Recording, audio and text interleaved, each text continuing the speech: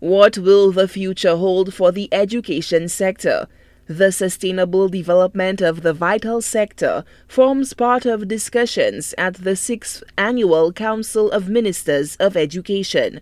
St. Lucia hosted the semi-virtual event where a contingent of industry players in the Oecs gathered to discuss policy. Oecs Director General, His Excellency Dr. Didicus Jules, underlines the opportunities for an education system currently plagued by the intense pressures of the ongoing pandemic. COVID-19 has taught us that pivoting to online learning has not led to an automatic widening of access and participation. In order to fast-track our digital education agenda, we must change the framework conditions in which our education institutions operate. We must embrace the opportunities that ICT provides and act now to provide the right policy framework, the enabling environment, and the stimulus that can introduce innovative learning and teaching practices.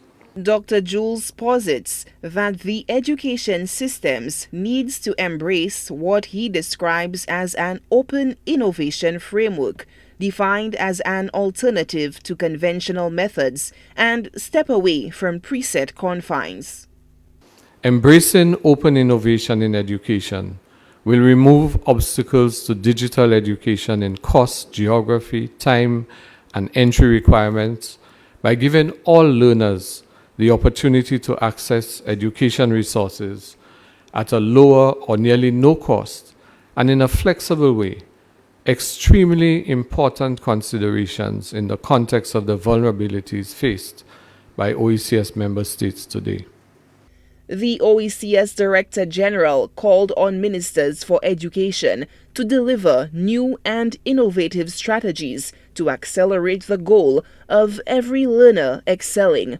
St. Lucia's Minister for Education, Dr. Gail Rigobert, focused on the holistic development of an individual through sustainable education. According to Hendrickson 2017, the pervasive socioeconomic impacts of social marginalization, poverty, crime, and unemployment foster criminal acts by many as a means of survival. To combat this, it is imperative that we work towards the development of more equitable societies, better employment opportunities, and training programs, as well as social development programs that promote social inclusion, likewise conflict resolution strategies for marginalized youth and other members of society. Dr. Rigobert also motioned towards a review of the national school curricula throughout the education sector to ensure that it remains competence-based and consistent with the Sustainable Development Agenda, with a push towards lifelong learning. Solange Alfred, HTS News Force.